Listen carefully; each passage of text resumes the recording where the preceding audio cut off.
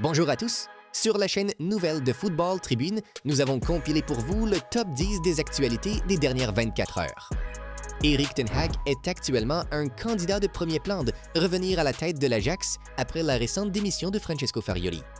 Farioli a démissionné après l'effondrement dramatique de l'Ajax dans la course au titre d'Eredivisie où l'équipe a gaspillé une avance de 9 points lors des 5 derniers matchs, terminant finalement deuxième derrière le PSV Eindhoven pour un seul point. Le directeur technique de l'Ajax, Alex Kroes, a confirmé qu'il a été en contact avec Ten Hag au sujet du poste de direction vacant. Ten Hag a précédemment entraîné l'Ajax de 2018 à 2022, menant l'équipe à 3 titres d'Eredivisie, 2 coupes KNVB et un parcours mémorable jusqu'aux demi-finales de la Ligue des Champions de 2022, l'UEFA, lors de la saison 2018-2019. Il a quitté l'Ajax pour rejoindre Manchester United en 2022, où il a remporté la Carabao Cup et la FA Cup avant d'être licencié en octobre 2024 suite à un début de saison raté. Outre l'Ajax, le Bayer Leverkusen serait également intéressé par Ten Hag, qu'ils se préparent au départ potentiel de leur entraîneur actuel, Xabi Alonso, qui devrait rejoindre le Real Madrid. Le Real Madrid travaille activement pour faire revenir le milieu de terrain argentin de 20 ans, Nico Paz de Com, avant la Coupe du Monde des clubs de la FIFA 2025. Le club envisage d'exercer sa clause de rachat de 8 millions d'euros, ce qui lui permettrait de re-signer Paz avant le début du tournoi, le 14 juin aux États-Unis. Paz a réalisé une saison impressionnante en Serie A avec Como, avec 6 buts et 8 passes décisives. Ses performances ont attiré l'attention du nouvel entraîneur du Real Madrid, Xabi Alonso, qui le considère comme un atout précieux au milieu de terrain. Alors que Como est intéressé par la rétention de passes et que d'autres clubs comme l'Inter Milan ont manifesté leur intérêt, le Real Madrid détient un avantage stratégique en raison de la clause de rachat et d'un droit de revente futur de 50%. La décision de ramener Paz est également influencée par les projets du Real Madrid de rajeunir son équipe en faisant potentiellement de la place en prêtant des joueurs comme Arda Güler. Des reportages des médias italiens, notamment de la Stampa, indiquent que Jürgen Klopp a accepté de devenir le nouvel entraîneur de l'AS Roma, succédant à Claudio Ranieri. L'accord aurait été finalisé dimanche 18 mai, après la victoire 3-1 de la Roma contre l'AC Milan. Klopp, qui a quitté Liverpool en juin 2024 après près de 9 ans, occupe le poste de directeur du football mondial pour Red Bull GmbH depuis janvier 2025. Son retour à l'entraînement avec la Roma serait assorti de conditions spécifiques, notamment l'acquisition de 6 nouveaux joueurs, 3 titulaires et 3 remplaçants, et l'évaluation de 2 jeunes joueurs de l'équipe Primavera de la Roma pendant la pré-saison. Bien qu'il n'y ait eu aucune confirmation officielle de la part de l'AS Roma ou de Klopp, plusieurs sources suggèrent que la nomination est imminente.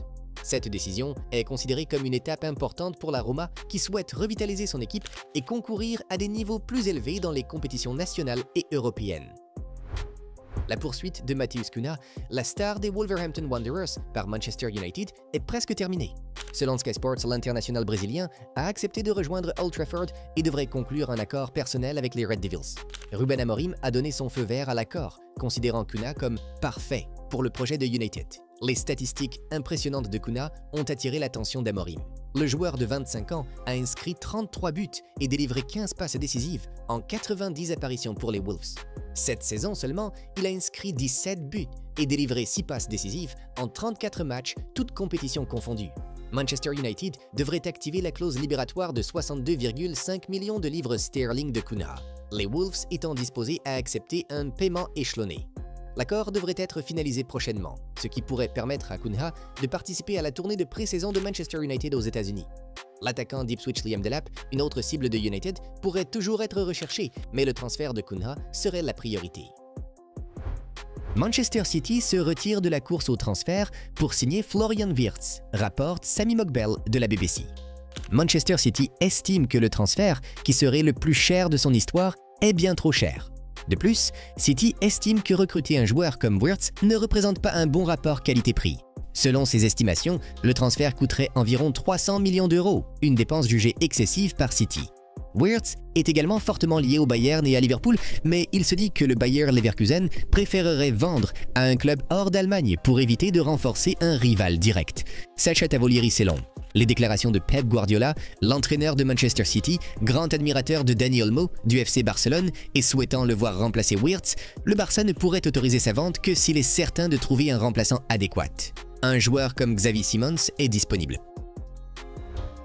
L'avenir de Leroy Sané au Bayern Munich est actuellement incertain. les récents développements suggérant qu'il pourrait quitter le club en tant qu'agent libre cet été. Sané, dont le contrat expire en juin 2025, aurait rejeté la dernière offre du Bayern, qui comprenait un salaire de base de 10 millions d'euros plus 5 millions d'euros de bonus. Le club a indiqué qu'il n'améliorerait pas cette offre et les discussions sont dans l'impasse. En réponse aux négociations bloquées, Sané a changé d'agent en nommant Pini Zahavi, connu pour faciliter les transferts de joueurs prestigieux. Malgré cette décision, le Bayern reste ferme sur ses conditions et rien n'indique une proposition révisée. Sans accord en vue et à l'approche du mercato, le Bayern Munich se prépare à un éventuel départ de Sané. Le club envisagerait de réaffecter les fonds initialement prévus pour son contrat à d'autres recrues potentielles. Cette situation a suscité l'intérêt de plusieurs clubs de Premier League, dont Arsenal, Chelsea, Manchester United, Tottenham Hotspur et Newcastle United, qui se sont tous vus offrir la possibilité de signer Sané sur un transfert gratuit. France Football a confirmé que la cérémonie du Ballon d'Or de cette année se tiendrait le 22 septembre 2025 à Paris. La liste complète des nominés sera annoncée début août, mais aucune date précise n'a encore été communiquée. Les récompenses comprendront les ballons d'or masculins et féminins, ainsi que le trophée Copa, le trophée Yashin et d'autres distinctions individuelles décernées chaque année par le magazine. Parmi les favoris figurent Ousmane Dembélé, Paris Saint-Germain, Rafinha, Pedri et Lamine Yamal, Barcelone, Lautaro Martinez, Inter Milan, Mohamed Salah, Liverpool et Kylian Mbappé, Real Madrid. La cérémonie aura lieu quelques semaines seulement après la fin du mercato estival, ce qui pourrait influencer l'opinion des supporters et des médias sur les résultats finaux. Une liste sensationnelle de footballeurs, le nom des joueurs susceptibles de quitter Barcelone cet été a été dévoilé. Il est fort probable que le club soit privé d'Ansu Fati, Pau Victor, Pablo Torre et Iñaki Peña. Hector Fort pourrait être prêté 1 an. Si Frenkie de Jong ou Andreas Christensen ne renouvellent pas leur contrat, ils pourraient également être vendus. Ronald Araujo est un autre candidat au départ. Son nouveau contrat inclut une clause libératoire de 65 millions d'euros. Tout départ du trio Fermin Lopez, Gavi ou Dani Olmo serait considéré comme sensationnel. Et Barcelone a des doutes quant à la poursuite de Ter Stegen en raison de son déclin ces dernières années. On pense désormais à recruter un nouveau gardien, surtout si l'objectif est de concourir fortement en Ligue des Champions. Le président du FC Barcelone, Joan Laporta, a annoncé de gros projets de transfert pour cet été. Le Barça gagnera environ 950 millions d'euros, soit près d'1 milliard d'euros. Nous sommes convaincus que nous respecterons la règle du 1-1. Erling Haaland? Rien n'est impossible. Cependant, nous n'y pensons pas pour le moment et il vient de prolonger à City. Nico Williams est un excellent joueur, mais je pense qu'ils envisagent actuellement d'autres options. Nous allons renforcer notre équipe. Nous prolongerons les contrats de Rafinha, Frenkie et Lamine, puis nous recruterons de nouveaux joueurs. Nous voulons améliorer l'équipe. Nos adversaires renforceront également leurs effectifs, car ils voient que notre équipe est actuellement la meilleure. L'une des options souhaitables est Luis Diaz de Liverpool. Certains supporters de Barcelone exhortent Laporta à ramener Messi à la maison. Joan Laporta, s'il vous plaît, ramenez Léo Messi au camp nou. Laissez-le prendre sa retraite à l'endroit qu'il a fait, à l'endroit qu'il a rendu légendaire. Lamine Yamal, jeune prodige du FC Barcelone âgé de 17 ans, devrait prolonger son contrat avec le club jusqu'en 2030. Cet accord fait suite à un accord initial conclu à 16 ans qui prévoyait une prolongation automatique de 5 ans à son 18e anniversaire, prévu le 13 juillet 2025. Son agent, Jorge Mendes, a confirmé que le renouvellement se déroule sans accroc et sans aucun obstacle. Lamine Yamal deviendra le nouveau numéro 10 du FC Barcelone à partir de la saison prochaine. Il signera un nouveau contrat avec une clause libératoire d'1 milliard d'euros. L'incroyable plan de transfert du Real Madrid pour cet été est devenu connu. 3 signatures avant la Coupe du Monde des clubs.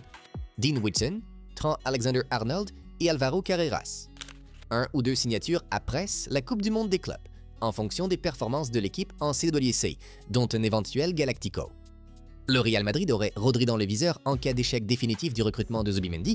Florentino Pérez souhaite recruter davantage de joueurs espagnols. Le club vise également Florian Wirtz du Bayer Leverkusen, un milieu offensif de 21 ans évalué à 120 millions d'euros. Et voilà, la chaîne nouvelle de Football Tribune vous présente notre top 10 des actualités de ces derniers jours. Aimez la vidéo et abonnez-vous à notre chaîne pour rester informé des actualités footballistiques les plus importantes. À bientôt!